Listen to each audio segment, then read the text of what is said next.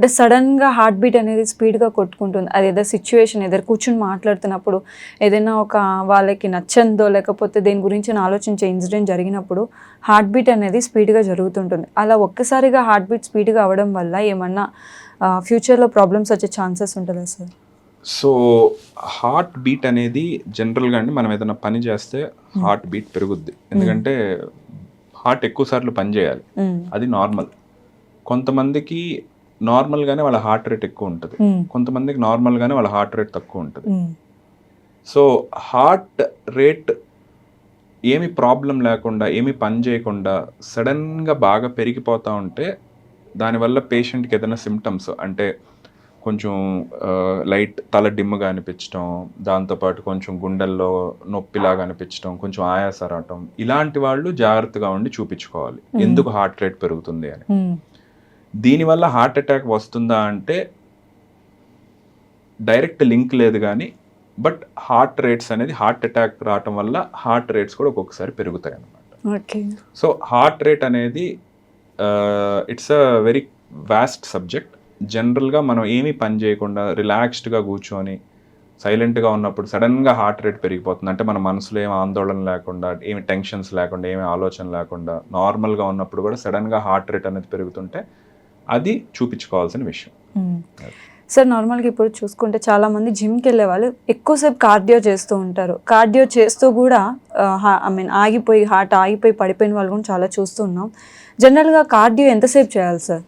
So మనకి guide lines ఉన్నాయండి. Guide lines ప్రకారం moderate aerobic activity minimum 150 minutes per week. అంటే 150 నిమిషాలు వారానికి. అంటే రోజుకి ఎంతో మీరే చెప్పండి. మ్యాక్సిమం ఒక 20 minutes, దట్ ఈస్ ఇనఫ్. అలా అని నేను అంతే చేస్తాను ఇంకా చేయను అంటే if your body is allowing you can go. మేమేం చెప్తామంటే push yourself to an extent where you can speak. ఇప్పుడు కొంతమంది మాట కూడా రాదు వాళ్ళకి, అంటే అంత హార్ట్ రేట్ పెరిగిపోతుంది. అంత ఎక్స్టెంట్ పుష్ చేసుకోవాల్సిన అవసరం లేదు. మీకు ఎక్కడి వరకు అయితే మాట వస్తుందో అక్కడ వరకు యూ కెన్ డూ కార్డియో.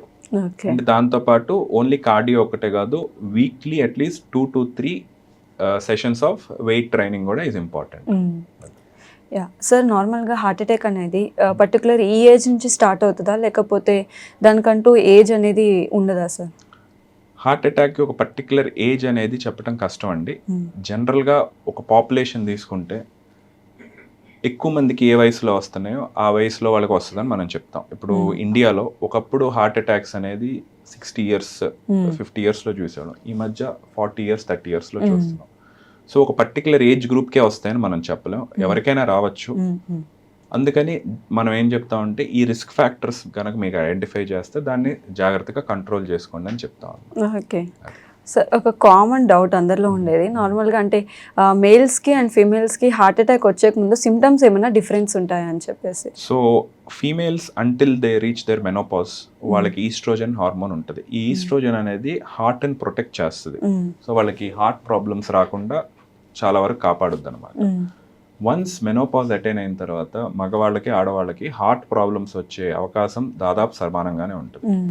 ఇప్పుడు లేడీస్లో హార్ట్ ప్రాబ్లమ్స్ వస్తే సిమ్టమ్స్ ఎలా ఉంటాయంటే మేల్స్కి కొంచెం చెస్ట్ పెయిన్ లాంటి సిమ్టమ్స్ ఎక్కువగా అనిపిస్తాయి, లేడీస్కి ఎక్కువ ఆయాసం, అలసట, ఇలాంటి అంటే కొంచెం క్లాసికల్గా కాకుండా ఇలాంటి సిమ్టమ్స్ ఎక్కువ కనిపిస్తూ ఉంటాయి అన్నమాట. సో అందుకే జెంట్స్ అయినా లేడీస్ అయినా ఎవరైనా ఇలాంటి ప్రాబ్లమ్స్ ఉంటే చెక్ చేయించుకొని వేరే అన్నీ బాగున్నాయి అంటే షుగర్, బీపీ, కొలెస్ట్రాల్ ఇవన్నీ బాగున్నాయో లేదో చెక్ చేయించుకొని దానికి తగినట్టు లైఫ్ స్టైల్ చేంజెస్ చేసుకుంటే హార్ట్ ప్రాబ్లమ్స్ రాకుండా అవాయిడ్ చేయొచ్చు. ఓకే సార్, అంటే ఇప్పుడు నార్మల్గా బీపీ అంటే హై బ్లడ్ ప్రెషర్ కాబట్టి హార్ట్ అటాక్ వచ్చే ఛాన్సెస్ ఉంటుంది.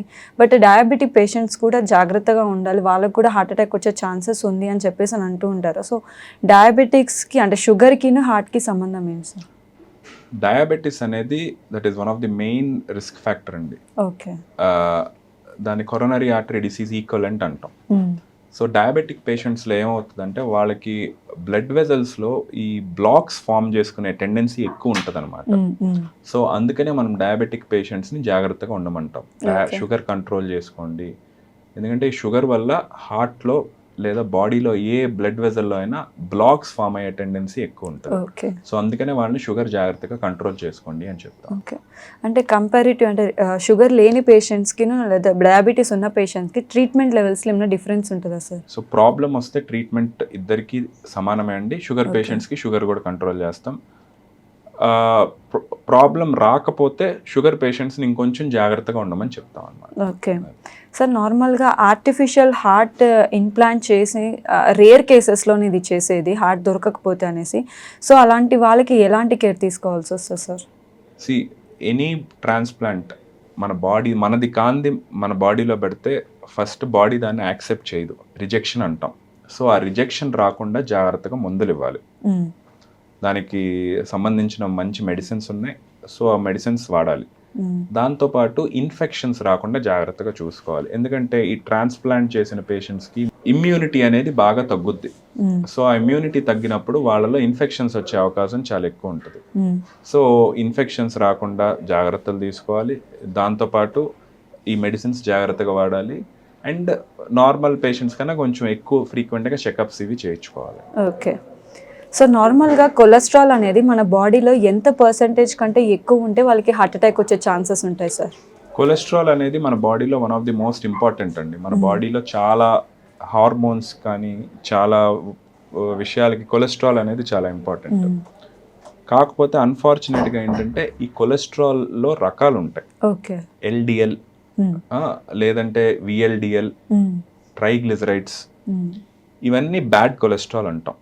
ఈ బ్యాడ్ కొలెస్ట్రాల్ అనేది బాగా ఎక్కువ శాతం ఉంటే లిమిట్ కన్నా ఇలాంటి వాళ్ళకి హార్ట్ ప్రాబ్లం వచ్చే అవకాశం ఎక్కువ అని మల్టిపుల్ స్టడీస్లో over the period of time prove అయిందన్నమాట. సో అందుకే మనం ఈ లెవెల్స్ని చెక్ చేసుకొని వయసును బట్టి వాళ్ళ యొక్క వేరే కండిషన్స్ అంటే డయాబెటీస్, షుగర్ కానీ, కిడ్నీ ప్రాబ్లం కానీ, థైరాయిడ్ ప్రాబ్లం కానీ ఇవేమైనా ఉంటే కాంప్రిహెన్సివ్గా ట్రీట్మెంట్ చెప్తాం అనమాట. ఓకే. ఈ కొలెస్ట్రాల్ ప్రాబ్లమ్స్ కూడా first and most important lifestyle changes అంటే dieting, good diet, exercise, these are the most important thing. ఇవి కాకుండా వీటితో కంట్రోల్ అవ్వకపోతే అప్పుడు మెడికేషన్స్ కానీ వేరే పనులు చెప్తాం. Okay. So last and final question sir. So healthy heart maintain చేయాలంటే ఎటువంటి జాగ్రత్తలు అండ్ ఫుడ్ ఎటువంటి తీసుకోవాలి sir? So healthy heart maintain చేయాలంటే first of all most important thing you should be happy. And కామన్గా హార్ట్కి సంబంధించిన జాగ్రత్తలు ఏంటంటే షుగర్ ఉంటే షుగర్ జాగ్రత్తగా కంట్రోల్ చేసుకోండి, బీపీని జాగ్రత్తగా కంట్రోల్ చేసుకోండి. Next smoking completely stop, any form of smoking completely stop. Next వచ్చేసి స్ట్రెస్ లెవెల్స్ వీలైనంత వరకు తక్కువలో ఉంచుకోండి. రెగ్యులర్గా చెకప్స్ చేయించుకొని ఉండండి. ఎవరికైతే కొలెస్ట్రాల్ ఇవన్నీ ఎక్కువ ఉన్నాయో వాళ్ళు కొంచెం రెగ్యులర్గా చెకప్ చేయించుకొని దానికి తగినట్టు వెయిట్ లాస్ కానీ ఎక్సర్సైజ్ కానీ చేసుకోవటం. అండ్ మోస్ట్ ఇంపార్టెంట్ హార్ట్ ప్రాబ్లమ్స్కి free of cost of medicine ఉందన్నమాట. That is exercise. So exercise is the cheapest medicine for heart disease. So exercise అనేది ప్రతి వాళ్ళు వాళ్ళ లైఫ్లో they should make a habit. And వీటితో పాటు ఫ్యామిలీ హిస్టరీ ఇవన్నీ ఉంటే ఇంకొంచెం జాగ్రత్తగా ఉంది. ఫుడ్ విషయంలో ఏంటంటే best is home cooked meal. Plate అనేది ఇట్ షుడ్ బి ఎవ్రీథింగ్. మనం జనరల్గా కార్బోహైడ్రేట్స్ ఎక్కువ తింటాం మన ఇండియాలో, రైస్, ఇడ్లీ, దోశ ఎక్సెట్రా అంతా. అండ్ మనం తినే ఫైబర్ క్వాంటిటీ, ప్రోటీన్ క్వాంటిటీ చాలా తక్కువ ఉంటుంది, నెగ్లిజిబుల్. అలా కాకుండా అన్నీ తీసుకుంటా carbs, proteins, fibre, good fats అన్నీ బ్యాలెన్స్డ్గా తిని వీలైనంత వరకు హోమ్ కుక్డ్ మీల్స్ తీసుకుంటే that is more than enough, along with that exercise and all this. Thank you so much. Thank you.